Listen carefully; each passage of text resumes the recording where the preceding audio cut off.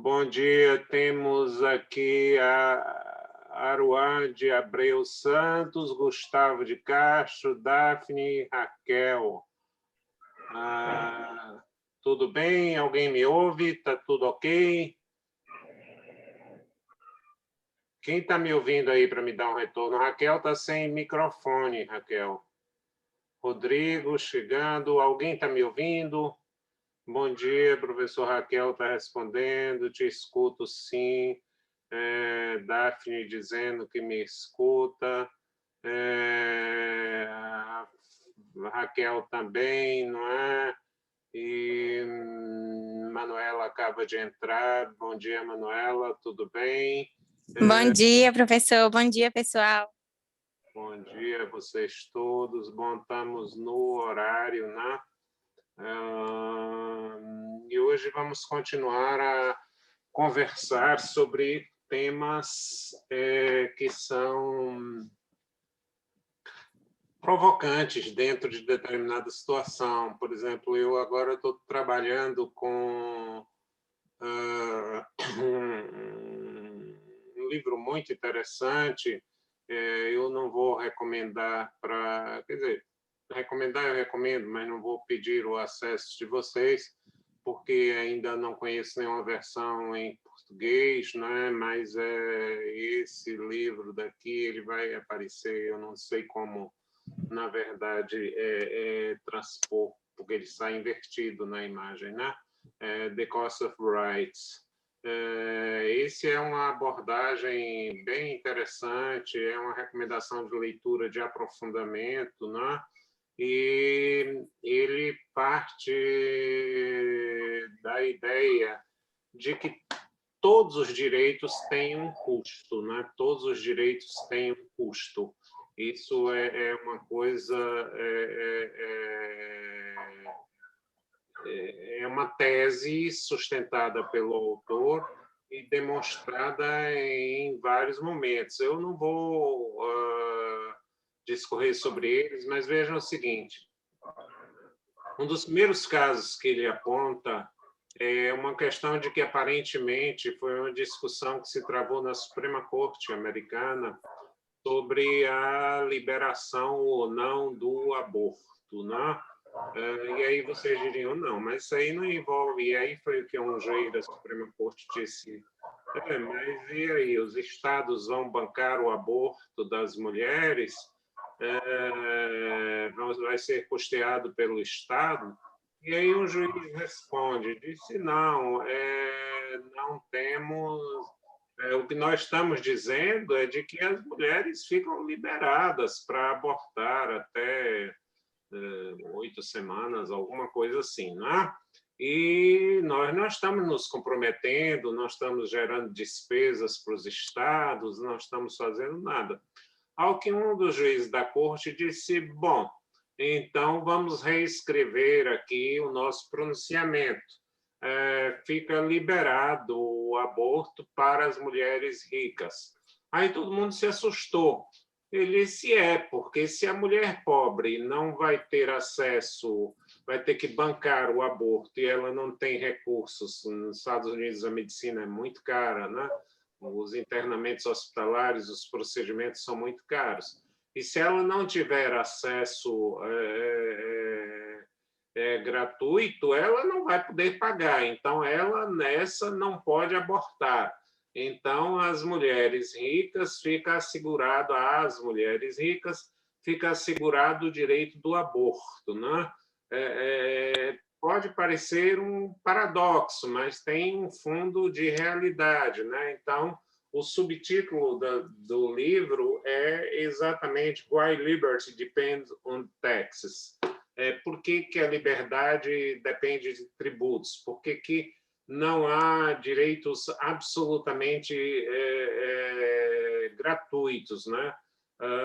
Sem determinados custos, né? Então, porque no ideário da Revolução Francesa, liberdade, igualdade, fraternidade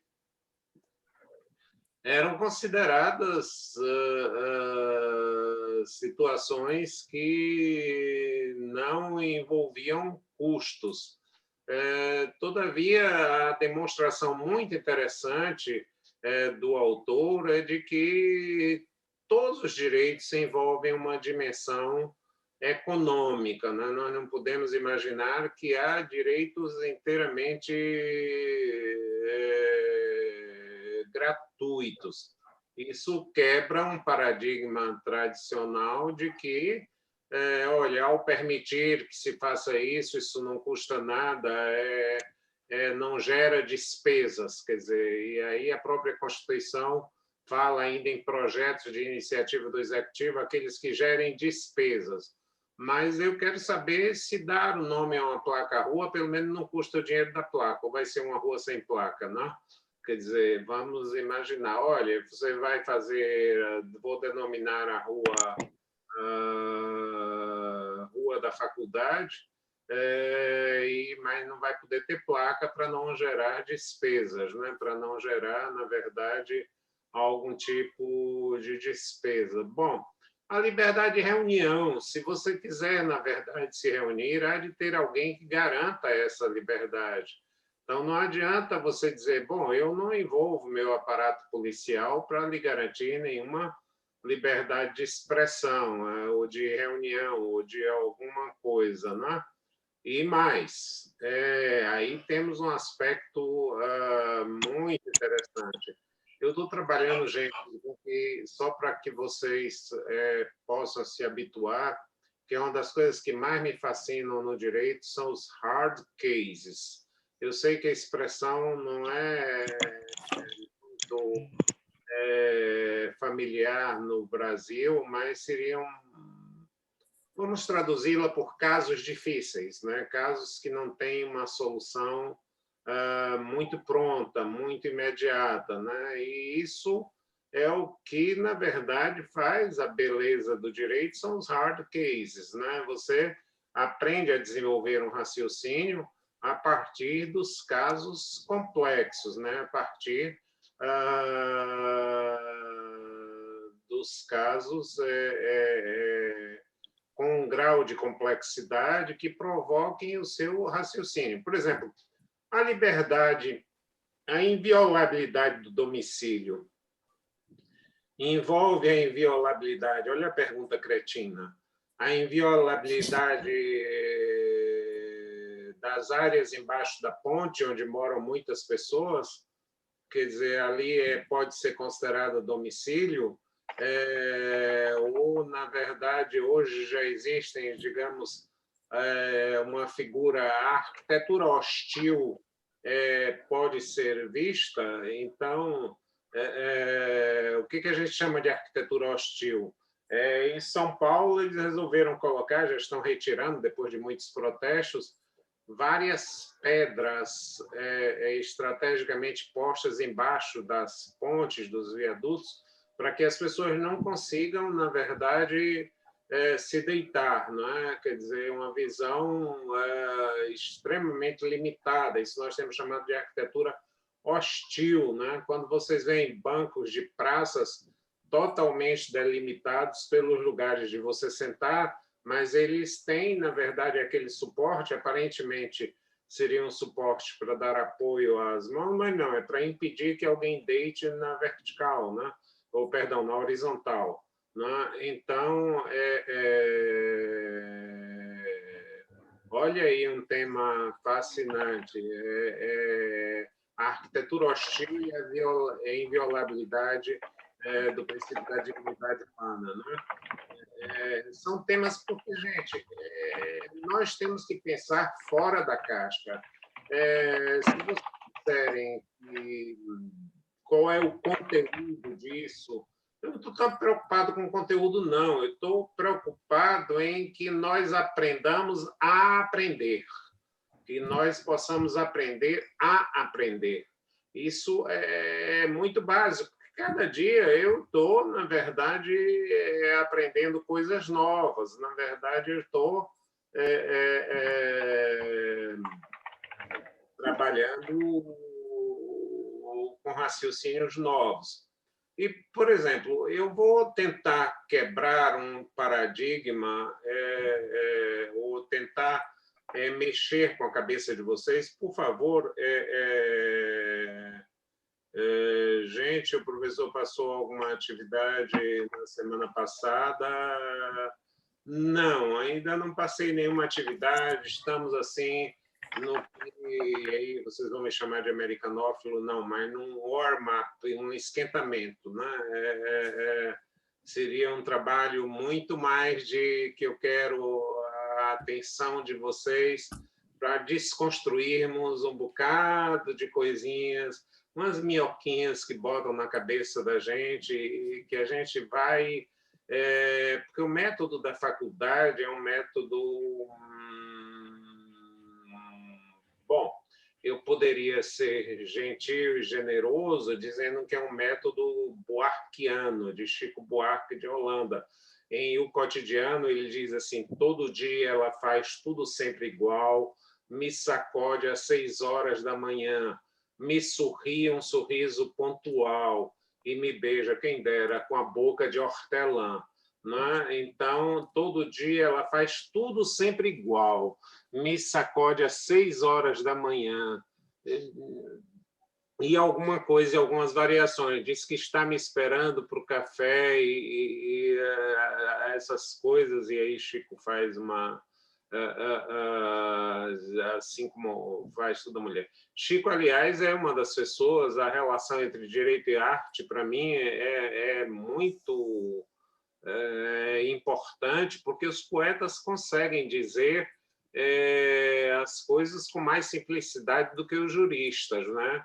Os poetas conseguem dizer as coisas. Por exemplo, eu só vim entender o que era fato público e notório, e as pessoas todo dia, bom, isso é fato público e notório. E que diabo é fato público e notório, gente? Aí Chico Buarque me ensinou que é aquilo que estão falando alto pelos botecos e dizem nos mercados que, com certeza. Né? Então, quando está falando alto pelos botecos e já lá se diz, e nos mercados se diz com certeza, isso é um fato público e notório. Né? E o direito adquirido, afinal de contas, não tem cabimento acabar o jogo no primeiro tempo. Não é? E daí por diante. A gente vai tentar um dia fazer, quebrando todos os ritos, quebrando todas as formas, fazer essa associação do direito com a literatura, com as artes, porque nós precisamos aprender muito com os artistas, com os que têm a sensibilidade da arte, até porque eu tenho uma base de Ulpiano, lá na Roma antiga, que diz o direito é a arte do justo e do bom. Nós não sei se continua, se pratica o justo ou o bom, mas pelo menos que lembre que é arte, né? Num certo sentido, o viés artístico do direito, ele é um viés que me fascina muito, porque ele tem também um senso de estética, um senso que, na verdade, possa levar. E eu queria aí, você diz, Celso, para de enrolação e começa a trazer alguma coisa que nos seja útil, né? Como é que você vai, na verdade... Bom, vamos ver aí. Eu conversei há pouca hora com a Manuela, que é nossa monitora, está concluindo o curso agora, e sobre o trabalho dela, de conclusão de curso, e vai estar ajudando a vocês nessa caminhada. E uma das coisas que nós não nos damos conta, geralmente, Nós falamos sempre a tríplice partição dos poderes. E aí eu vou perguntar, quem é que sabe quais são os poderes constitucionalmente, ou os poderes constituídos? Por favor, alguém aí me diga. É uma pergunta fácil, não é uma pergunta de $1 milhão, não. É uma pergunta bem fácil. Quais são os poderes constituídos? Executivo, legislativo e judiciário. Perfeito, tranquilo. Né? Foi a Lana quem falou? Quem foi eu, professor Regina. A Regina, tá certo, Regina. É isso mesmo. Regina, você está certíssimo, certíssima. O que, né, desde o princípio da separação dos poderes, que vem de John Locke, e depois foi acentuado e enfatizado por Montesquieu. E isso nos dá margem a um questionamento, e nesse ponto eu tenho pouquíssimas e raras companhias, né? Mas dizem que antes só do que mal acompanhado, né? E que pensa mais ou menos o seguinte, gente, eu tenho o poder de começar essa aula às 11h30, e vocês não podem reclamar se eu começar às 11h30, correto? Então, eu tenho poder. Mas vamos imaginar o quê? Por que eu tenho poder de começar essa aula às 11h30? Porque eu tenho o dever de promover um encontro síncrono, um encontro ajustado entre vocês todos. Então, esse poder está intrinsecamente conectado com o meu dever. Ele não é, na verdade, uma manifestação arbitrária, ele não é, na verdade, alguma coisa. Então, será que eu teria o poder de dizer assim, olha, eu quero, na verdade, eu sou notívago, eu quero dar aula 1h da manhã, né? E aí você diz, mas Celso, você é maluco e não notívago, você quer dar aula e quer que a gente esteja aqui acordado 1h da manhã? Então, eu já não tenho esse poder. Por quê? Porque isso não corresponde a nenhum dever de...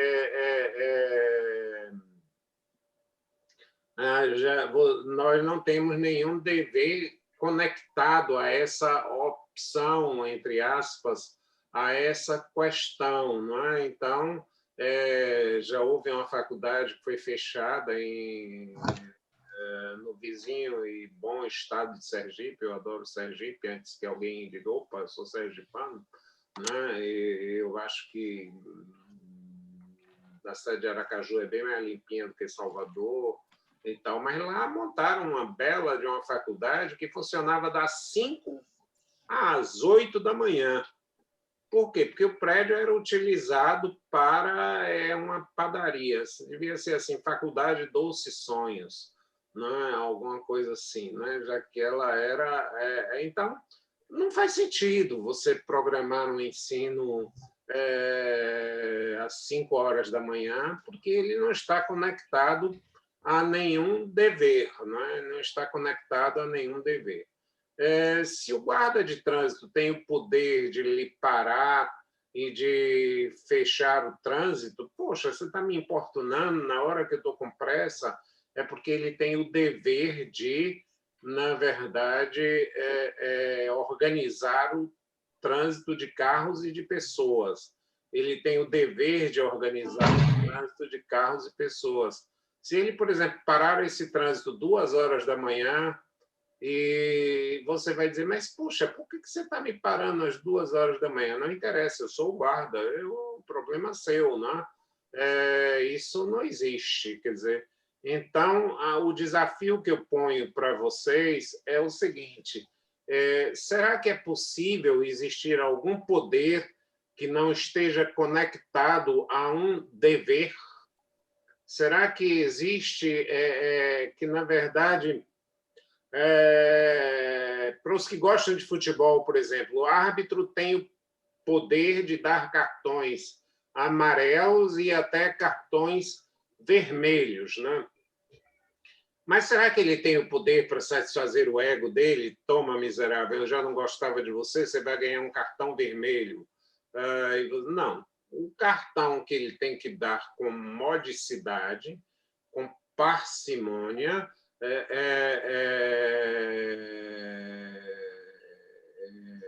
ele corresponde ao dever de organizar a partida.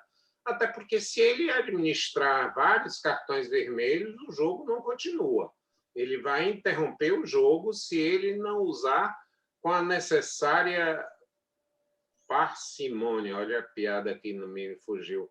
Dizem que um médico recém-formado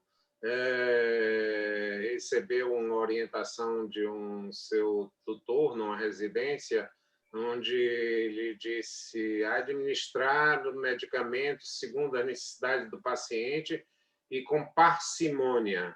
E aí ele telefonou, professor, me explique, porque aqui já procurei parcimônia aqui na farmácia do hospital e não encontrei nada, né?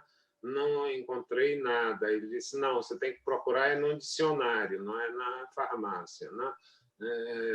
Você não vai encontrar parcimônia na farmácia, você vai encontrar no dicionário.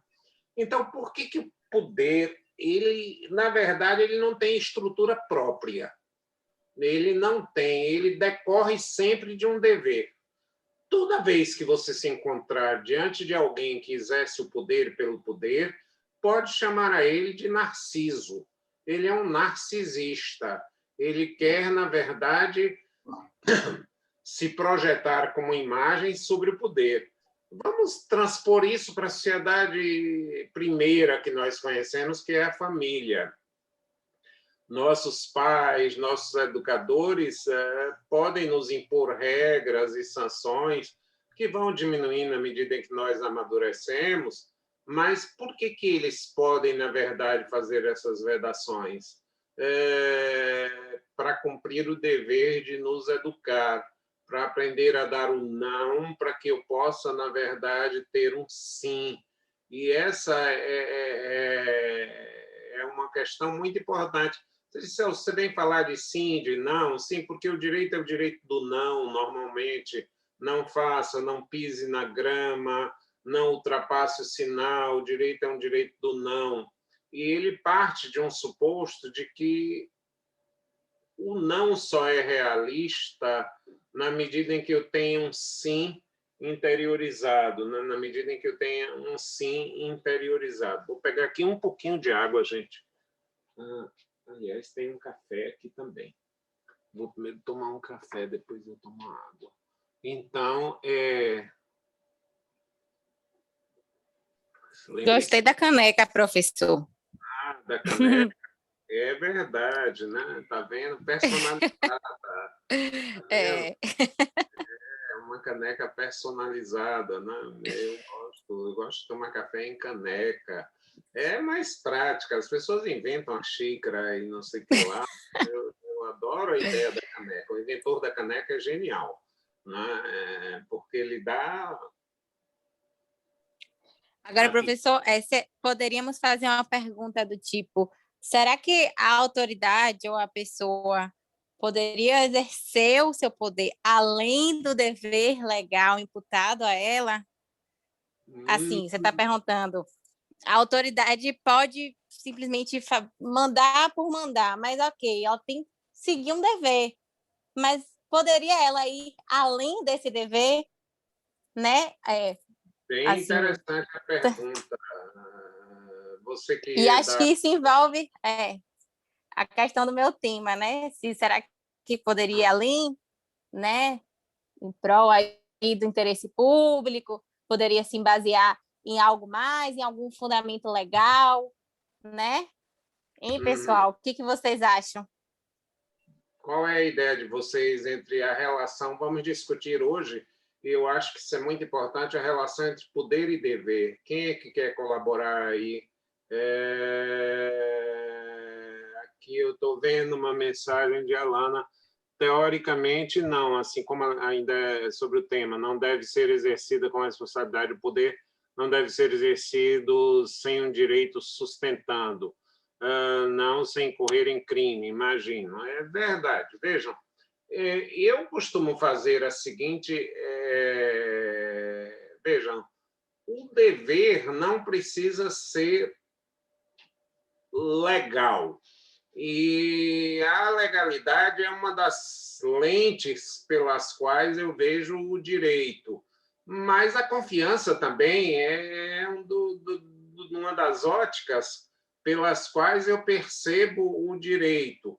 E aí vocês vejam o seguinte, eu diria que a confiança, que inclusive está na Carta Constitucional Alemã, não preciso nem lembrar desse nome, que soa como palavrão. Como é comum, na verdade, em língua alemã, a gente tem uma sonoridade que não está longe de ser, como, por exemplo, a dos franceses, etc., pela estrutura da língua meio gutural, né? Mas os alemães, está lá na Constituição deles, falam do Vertrauensschutz. Vertrauensschutz significa proteção à confiança. Então, eles erigem a proteção à confiança do cidadão no Estado como alguma coisa acima de quaisquer outras coisas. E a legalidade, ela está a serviço dessa proteção da confiança. Ou seja, eu tenho que confiar, na verdade, em que as coisas venham a acontecer. Isso tem um exemplo empírico fantástico. A plebe romana, um dia, se movimentou e disse: queremos leis, mesmo que injustas. E aí tem a pergunta do $1 milhão. Por que alguém quer leis, mesmo que injustas? Por quê, gente? Vamos lá, alguém que queira dar uma hipótese. Queremos leis, mesmo que injustas. Enlouqueceu a plebe romana? O que acontece com eu querer leis, mesmo que injustas? Tem previsibilidade. Vamos lá, Alana. Saber quais são as regras do jogo, entendeu? Como é? Saber quais são as regras do jogo. As regras do jogo, perfeito. Você, sabendo qual é a regra do jogo, você já está, pelo menos, mais seguro. Então, por exemplo, se diz que o Código Penal é a carta de defesa dos delinquentes. Por quê? Porque ele vai percorrer o Código e a legislação penal e vai dizer, se não estiver crime catalogado aqui como crime, eu posso fazer porque não serei apenado, né? Então, eu, na verdade, o elenco de crimes é fechado, está num baú hermeticamente fechado. Inclusive, para vocês terem uma ideia, e no Brasil não se adota isso, e não é um mero formalismo, existe uma ideia fora do Brasil, em alguns países, que falam em matéria penal, não só da legalidade, mas da unicodicidade. Ô, palavrinha feia, não dá para traduzir porque não está no Brasil. O que é unicodicidade? Ou seja, de que você tem que ter um código só. Você não pode fazer como no Brasil, cria lá na lei de licitações os crimes contra o processo licitatório. Vai lá nas leis ambientais os crimes contra o meio ambiente. Quer catalogar como um crime, faça um livrinho completo.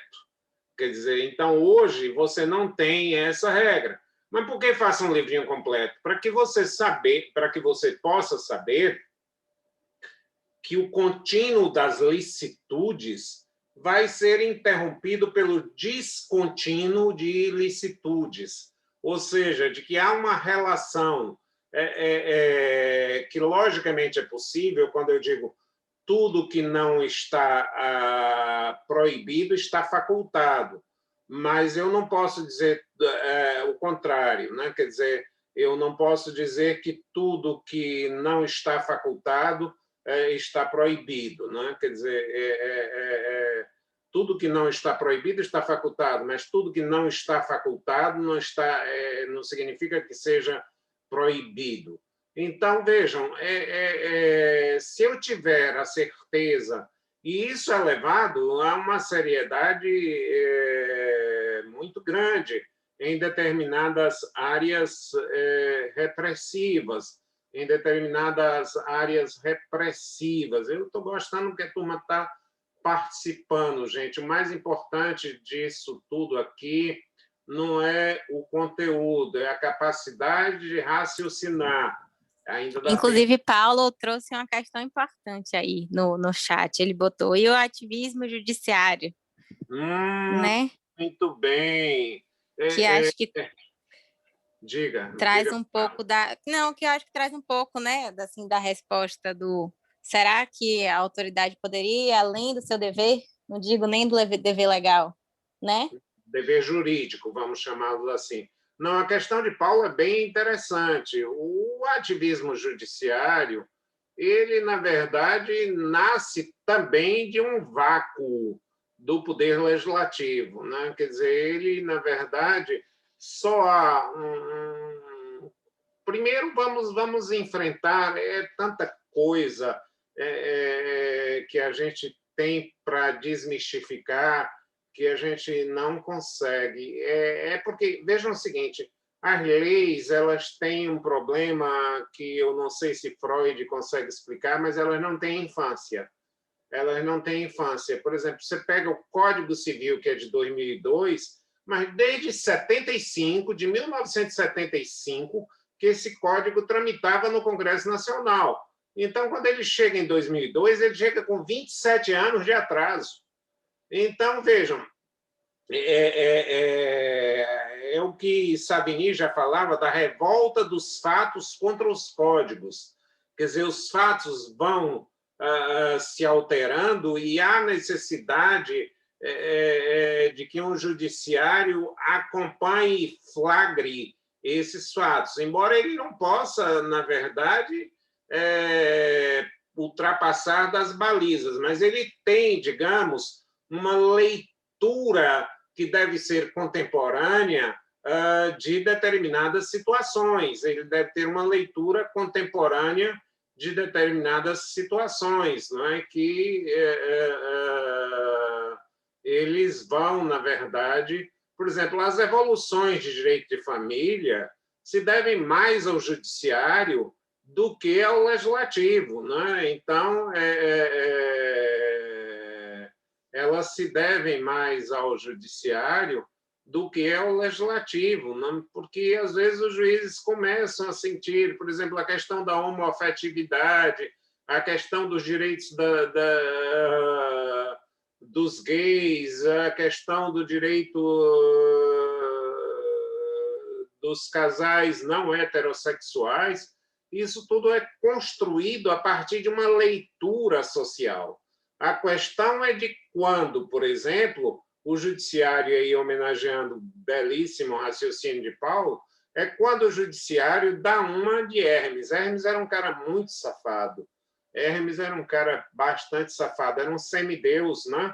E o papel de Hermes era interpretar a vontade dos deuses, sabe? Só que Hermes inventava muito, né? Dizia, os deuses querem isso, e ele tinha poderes, tinha um poder imenso na mitologia grega, porque Hermes, ele traduzia, daí porque a palavra hermenêutica, que vem de Hermes, né? Quer dizer, a palavra de Hermes. Então, quando você tem o ativismo judicial, quando a Suprema Corte, normalmente ela, ou quando os juízes, ao invés de fazer uma leitura dos tempos, uma leitura contemporânea dos fatos, eles, na verdade, projetam suas visões pessoais de mundo, né? E aí é esse que é, digamos, o grande divisor de água. O que é a minha visão pessoal de mundo? Quer dizer, eu posso ser religioso e a igreja pode ser contra o aborto, a igreja católica é contra até a pílula anticoncepcional, mas, enquanto jurista, eu não posso, na verdade, tomar uma baliza católica, cristã, na qual eu fui formado. Eu preciso saber quais são os dados que vão me informar. Será que proibindo o aborto, por exemplo, no Brasil, nós evitamos que o aborto aconteça? A questão, às vezes, é posta simploriamente. Você é a favor ou contra o aborto? 100% das pessoas é contra o aborto. A própria mulher que aborta é contra o aborto. Ela não gostaria de abortar. Ela, na verdade, não tem. Mas o que leva uma pessoa ao aborto? Como remover as questões que levem uma pessoa ao aborto? Ou seja, como, na verdade, dar uma assistência social que leve uma pessoa ao aborto, né? O aborto já foi provocado, inclusive, por simplesmente, em outras épocas, evidentemente em épocas já mais remotas, porque a mulher não era casada, porque era mãe solteira e era, na verdade... Então, será que nós admitiríamos o que é hoje considerado hediondo, Vejam que o que era aconselhável e era feito na calada da noite, hoje seria alguma coisa hedionda. Uma mulher, só porque não é casada, não tem direito a uma filiação, não tem direito à maternidade.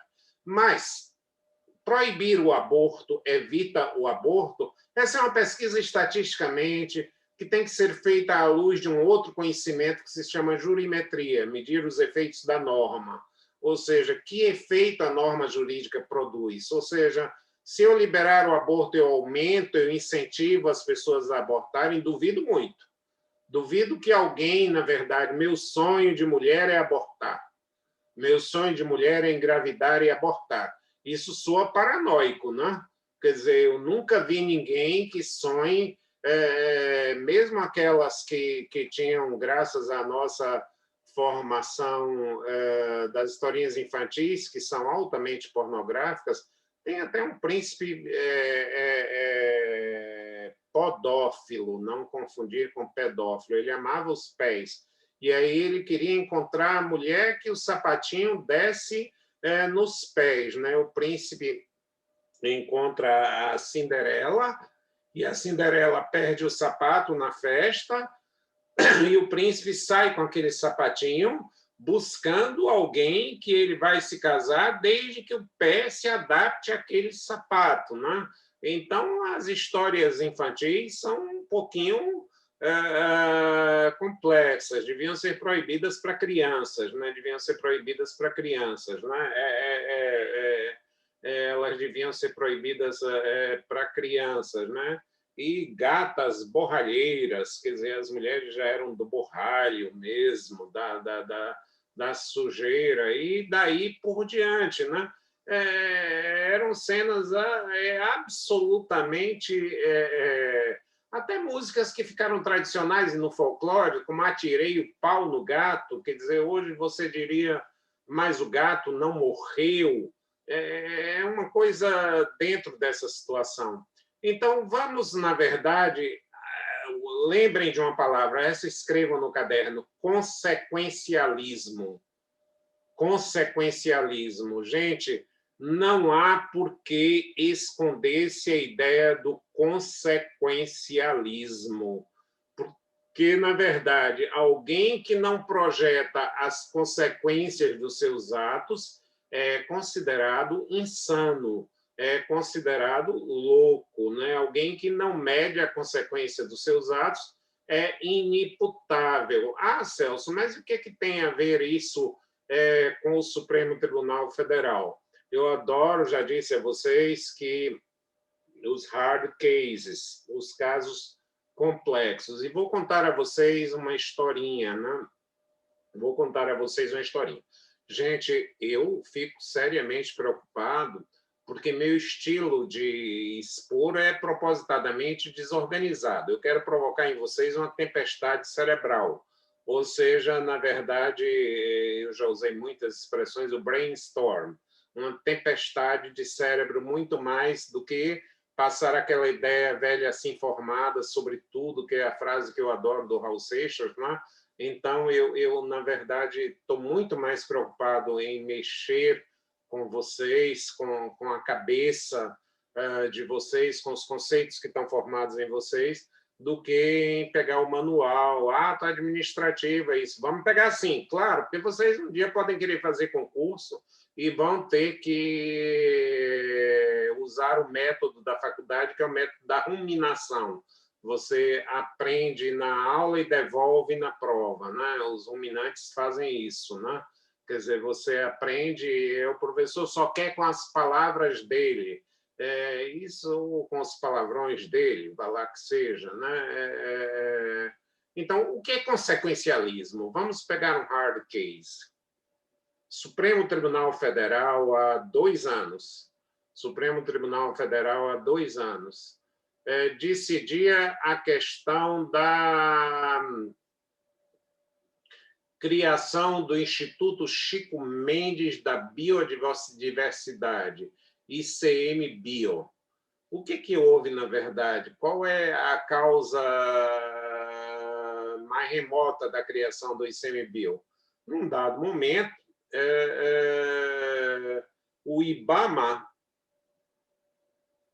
resolveu, ou algum presidente resolveu tirar, digamos, a ala mais progressista do IBAMA e, para que eles não interferissem nos licenciamentos ambientais, criou um órgão separado, isso é o Instituto Chico Mendes da Biodiversidade, onde iriam, digamos, os chamados menos conservadores e os mais progressistas, né? E ficaram com as chamadas unidades de conservação. Mas aí entrou-se, o pessoal do IBAMA reclamou e tal, e foi ao Supremo Tribunal Federal, e o Supremo Federal disse, olha, o Instituto Chico Mendes da Biodiversidade foi criado por uma medida provisória, mas essa medida provisória teria que ter passado por uma comissão mista do Congresso Nacional e não passou por essa comissão mista. Logo, a criação do Instituto Chico Mendes da Biodiversidade é inconstitucional. Sim, Celso, mas e que daí? O que aconteceu? No dia seguinte, a Advocacia Geral da União disse, é inconstitucional mesmo? Tá bom, o Plano Real foi a mesma coisa. E aí?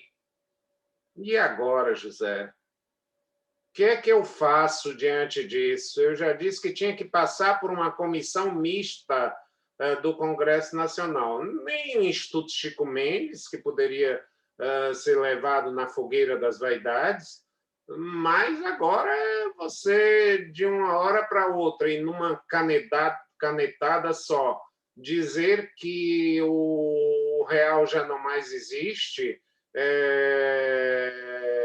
que tudo é uma ficção. Olha aí o que aconteceu. 24 horas depois, o Supremo disse, olha, gente, vamos entender o que é que nós estamos dizendo. Daí para frente, nós recomendamos que passe por uma comissão. Mas, para trás mente, como diria um político na novela O Bem Amado, está tudo validado, anistia geral e completa, descansem em paz, então eu não vou mexer, porque não vou mexer no plano real. Isso se chama consequencialismo. Isso se chama consequencialismo. E nós não podemos ter, quer dizer, a métrica mínima de um órgão judicial, e vejam como uma pergunta provoca, eu sou movido a provocações,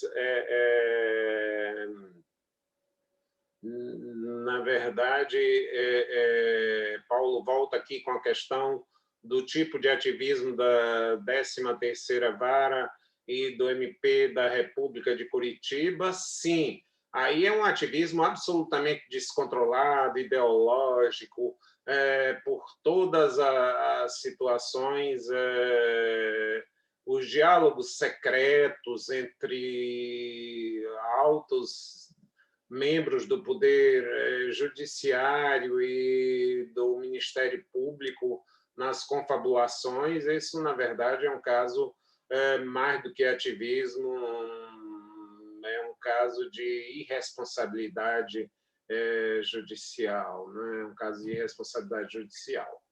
Bom, professor, só uma ressalva, assim, é necessário ter um limite, né, para essa questão do ativismo judicial, porque as três esferas, né, o judiciário, o executivo e o legislativo, como poder da administração pública, tem que andar juntas, né? Assim, uma visando a administração pública como um todo.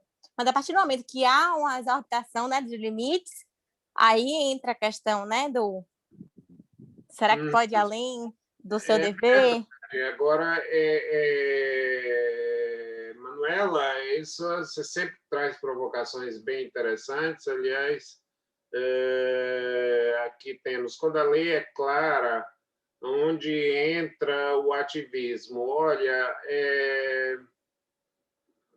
os romanos diziam uma coisa, in claris cessat interpretatio, na clareza cessa a interpretação. Acontece que essa questão é uma questão, digamos, minimamente polêmica, não é? Quer dizer, eu vou trazer a vocês tanta coisa que eu queria falar com vocês e, na verdade, verdade, a gente fica meio perdido, já são 12 horas e 16 minutos, mas é um perdido encontrado, né? Então, na clareza cessa a interpretação. Eu vou trazer um caso bem interessante. Na Alemanha, levantou-se perante a Suprema Corte a questão que é uma Constituição chamada Carta de Bonn. Ela tem uma norma de proteção aos animais, que eu conheço, é a única Constituição que expressamente cuida da proteção dos animais. E a Associação de Proteção dos Animais, eu estou trazendo pelo órgão equivalente aqui, entrou com uma ação de inconstitucionalidade contra a venda de animais chamados pets por reembolso postal. Sim, não estranhe. É que as crianças normalmente pediam aos seus pais bichinhos, gatos, cachorros, peixinhos e outro tipo de coisas, e eles mandavam pela malha ferroviária. E a criança ia receber, os pais iam receber as suas encomendas. E a Associação de Proteção dos Animais disse que isso era maltrato, que os animais ficavam durante muito tempo sem serem recebidos na estação, e na estação ninguém os alimentava, e eles passavam fome, e eles queriam, na verdade, reduzir ou impedir que esses animais ficassem com fome. Bom, todos nós sabemos o que é maltratar um animal, e todos nós sabemos que a fome é um maltrato que leva até à morte, né? Na verdade, milhões de pessoas morrem à fome, né? Mas o que a Suprema Corte fez, gente? É isso que eu digo. A interpretação não é rigorosamente da lei, é da conduta dos comportamentos. Ela mandou para um departamento de estatística. Na Europa é muito comum, na verdade, praticamente obrigatório a existência de um órgão de estatística. E para verificar qual era o tempo de viagem dos trens, qual era o tempo de chegada na espera enquanto o bichinho estava na estação, e chegou a uma média baixa. Eu vou dizer, de memória, eu diria 38 minutos era a média de permanência de um animalzinho na estação. E eles diziam, olha, os trens são pontuais aqui. E aí a Suprema Corte disse, olha, por que era o tempo tão curto de permanência na estação? Porque as crianças que encomendavam o bichinho ficavam ávidas, chegavam até antes. Né? Meu gatinho está chegando, meu cachorrinho está chegando, eu vou esperar na estação. Era uma festa para chegar lá, então o bichinho não esperava quase nada. Então, nos limites máximos, se chegava a uma média de 30 minutos de espera. E como os trens eram, na verdade, tinham duração de tempo previsível e a alimentação que eles tinham era suficiente para a viagem, a Suprema Corte deu uma decisão que é bem interessante. Enquanto os trens na Alemanha mantiverem esse mesmo grau de pontualidade, não é inconstitucional a venda de animais por reembolso postal.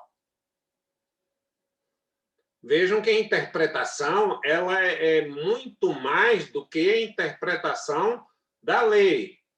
Sou eu, dizia Ortega y Gasset, e minhas circunstâncias. Eu sou eu e minhas circunstâncias. Ou seja, se os trens começarem a atrasar, se as estações não processarem a entrega, a lei de reembolso passará a ser inconstitucional. Então, vejam, o raciocínio pode ser simplista. Aqui nós temos, deixem-me ver, aqui, só para ver aqui, quando ela deixa de atender, de Alana, quando ela deixa de atender as demandas da sociedade, ao qual deveria se aplicar e passa a destoar dos princípios, por exemplo, casamento homoafetivo pela letra da lei era proibido, mas a mudança na sociedade evidenciou clara dissonância entre a lei escrita e o princípio da igualdade, diante da inércia e tal. Então, veja bem, na verdade, perdão, eu pulei aqui, diante da inércia. Na verdade, a leitura atualizada não é um ativismo. A leitura atualizada é exatamente garantir a contemporaneidade da lei, porque, na verdade, não se interpreta a lei fora do fato, não se interpreta a lei fora do fato, né? Quer dizer, não se interpreta a lei fora das circunstancialidades dela, né? Por exemplo, se eu tomo essa xícara e digo que a base dessa xícara está sob a superfície da minha mão, é verdade que toda a massa, todo o peso, numa linguagem menos técnica, dessa xícara, dessa caneca, está sobre a minha mão. Então, mesmo que um artigo ilumine uma situação, toda a engrenagem de iluminação está por trás daquela produção luminosa, não é? Assim, é o ordenamento jurídico, ele não pode ser examinado em fatias, né? Ele tem que ser examinado em conjunto. Por exemplo, houve um caso, e aí não há ativismo judicial, e aí as fábricas de automóveis, elas costumam testar os seus carros atiçando-os literalmente em barreiras de ferro e de aço para ver qual é a resistência, quantas peças vão se quebrar, como é que tem, etc, etc. E em direito nós fazemos alguma coisa semelhante. Nós testamos a norma jurídica em situações extremas. Testar a norma jurídica em situações extremas nos dá a medida de quanto uma interpretação pode ser contextualizada sem desdobramento. Então, há um caso, por exemplo, imaginem, um cidadão possui 150 imóveis. Vamos testar no limite, numa barreira de ferro capaz de destruir tudo. 150 imóveis. E um dos seus inquilinos atrasa o aluguel. E ele propõe, como a lei manda, o despejo, que é uma expressão que, para mim, atenta contra a dignidade humana. Pessoas não são despejadas, pelo amor de Deus. A linguagem do direito é altamente agressiva. Pessoas não são despejadas. E aí ele propõe porque o cidadão não está pagando aluguel. E o cara muito tranquilamente diz, ou muito constrangidamente, diz: eu sempre paguei esse aluguel pontualmente, mas eu estou desempregado nessa pandemia. Eu fiquei desempregado, eu perdi o meu emprego. Por favor, senhor juiz, resolva isso, eu quero pagar logo que possa, reconheço, e o juiz suspende a ação até que a coisa se resolva. Qual era a situação? Para o proprietário, um imóvel que não pagasse, e num caso esporádico, bom, se você, na verdade, me mostrar que metade dos imóveis não estão pagando, eu vou tentar uma outra solução. Mas se é um só, e isso seria investigado, eu não vou dar esse despejo, eu não vou mandar esse camarada para a rua, porque isso fere, digamos, o princípio da dignidade humana. Então, vejam bem, essa circunstancialidade da norma jamais permite que ela seja interpretada fatiadamente, não é? Ela tem todo um conjunto de do ordenamento jurídico que vai permitir que se tenha. Paulo levanta aí, legítima defesa da honra. Né? Legítima defesa da honra é um exemplo típico de leitura ultrapassada. Não é? Já houve um caso, o famoso Dock Street, que era, na verdade, que matou a mulher. Mas era uma leviana, era uma prostituta, era o raio que parta.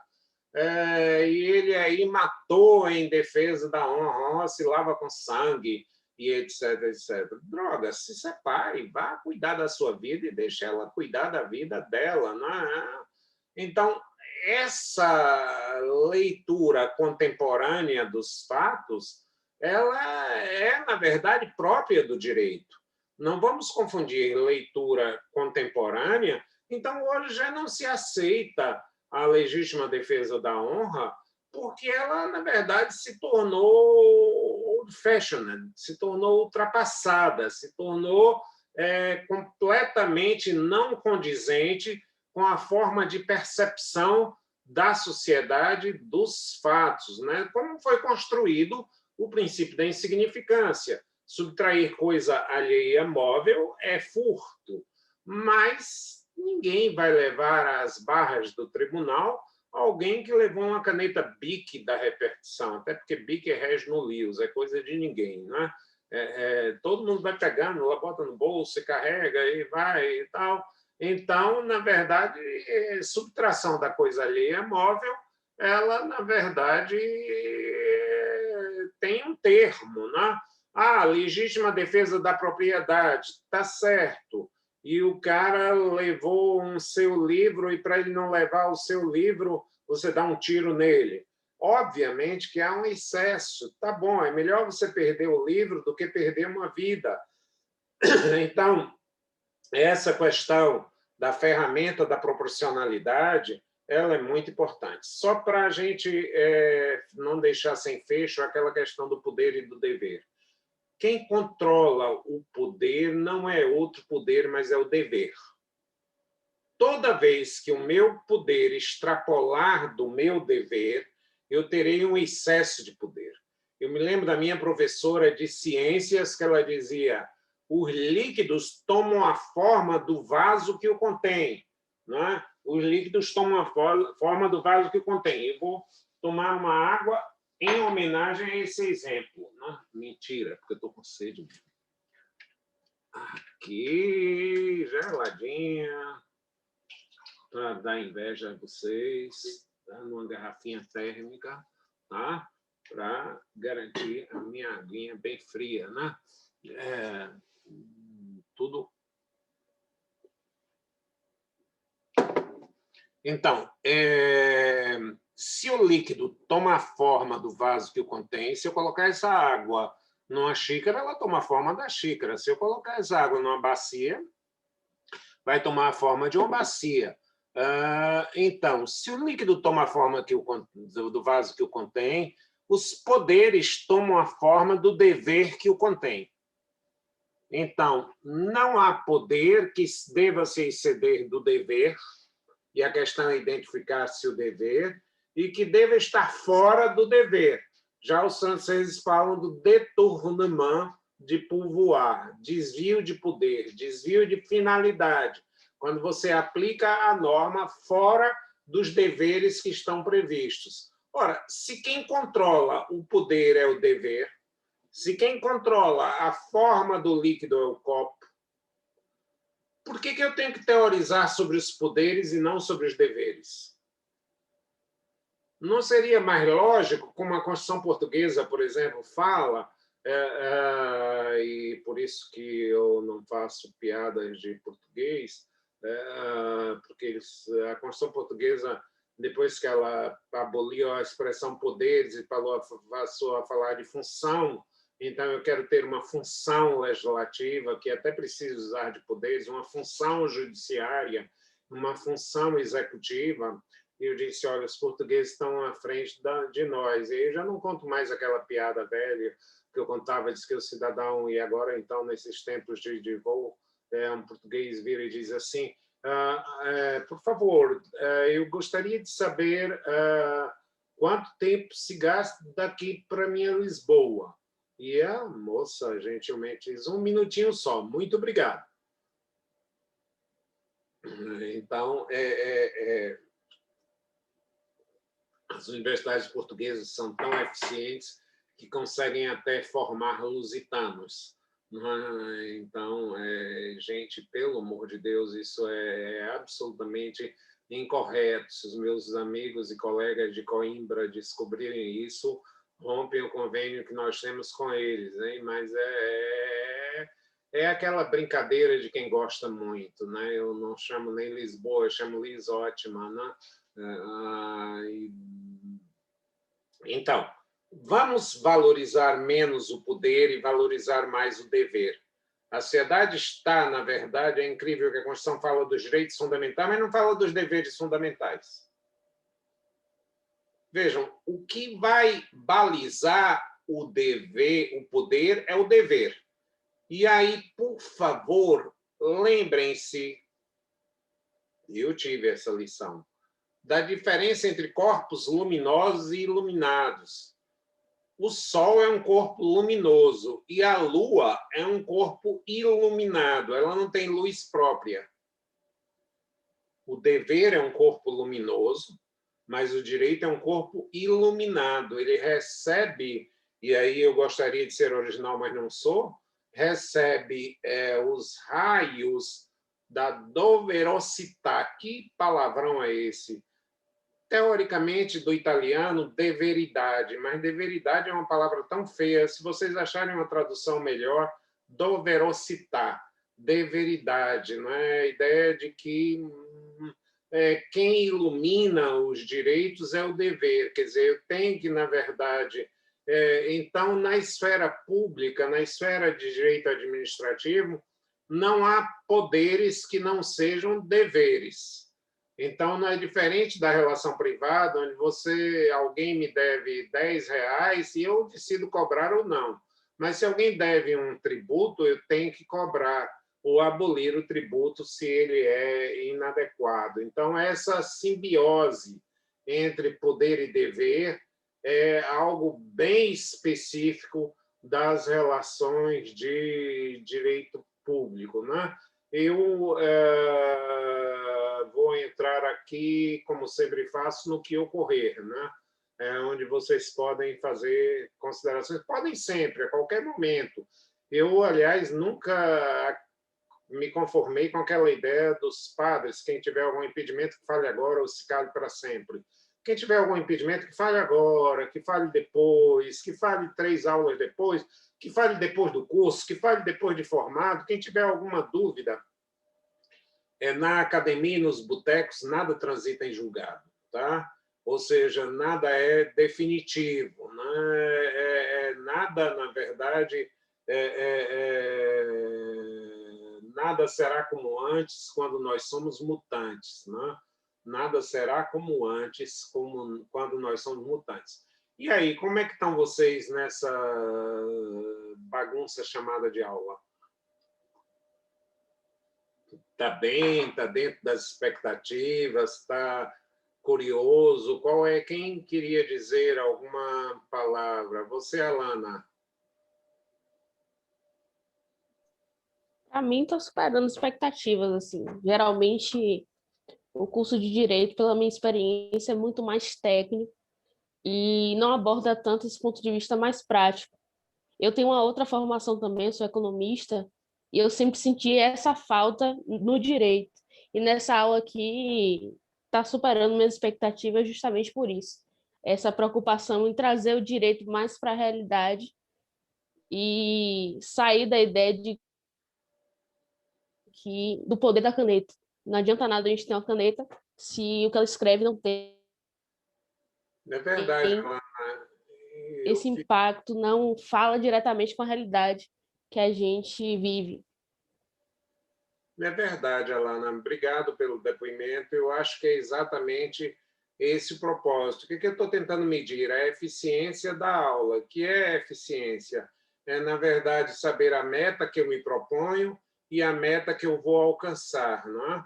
Então, essa que é a questão. Eu quero criar um âmbito de discussão e eu acho que a teoria nasce da prática e não o contrário.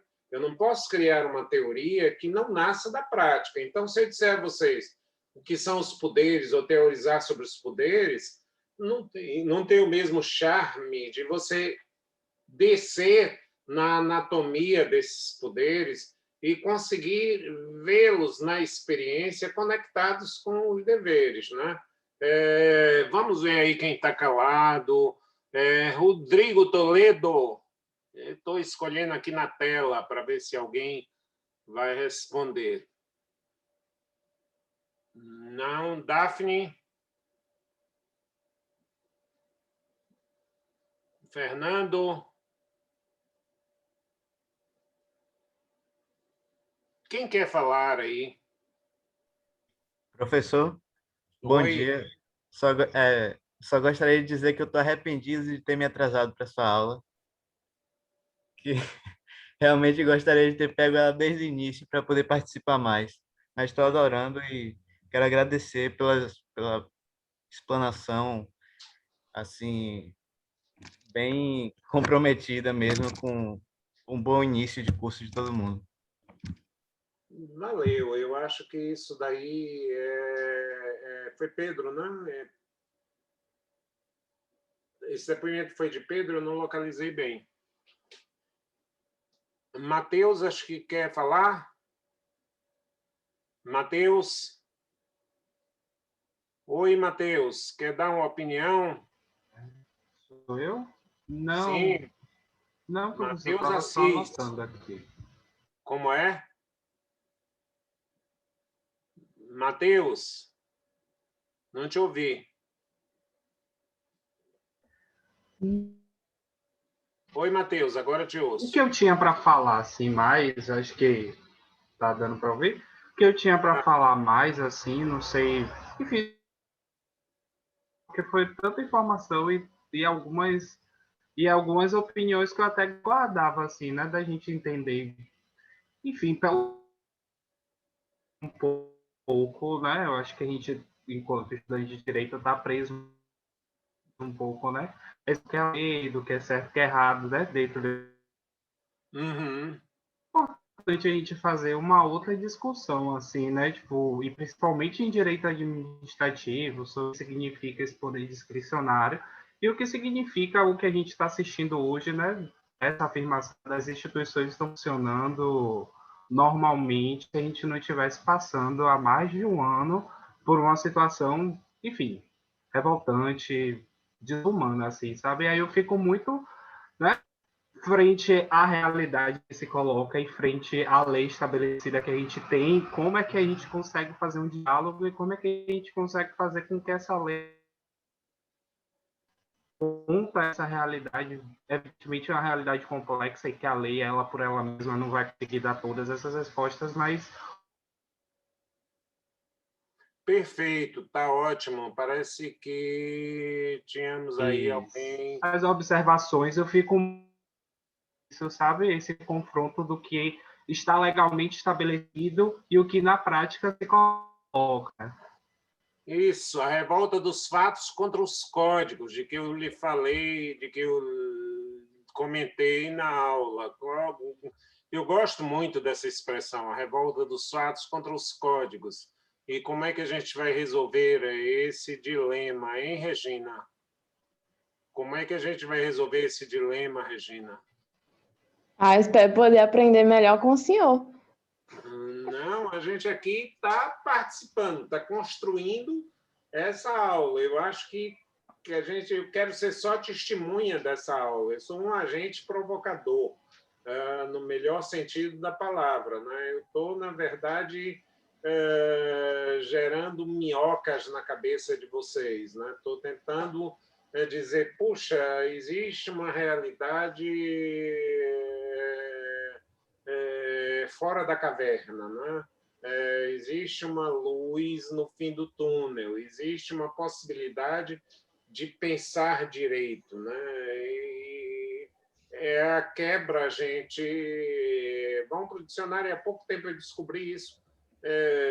O oposto da dogmática, que é o nosso método, é o oposto, é a zetética.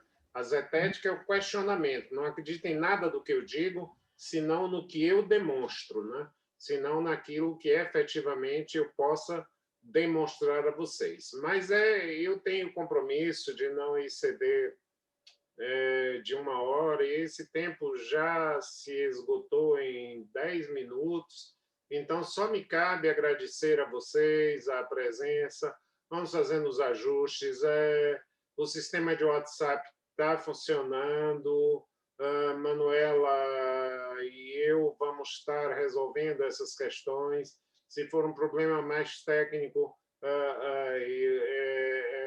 técnico operacional, O Rafael Henrique vai estar dando suporte.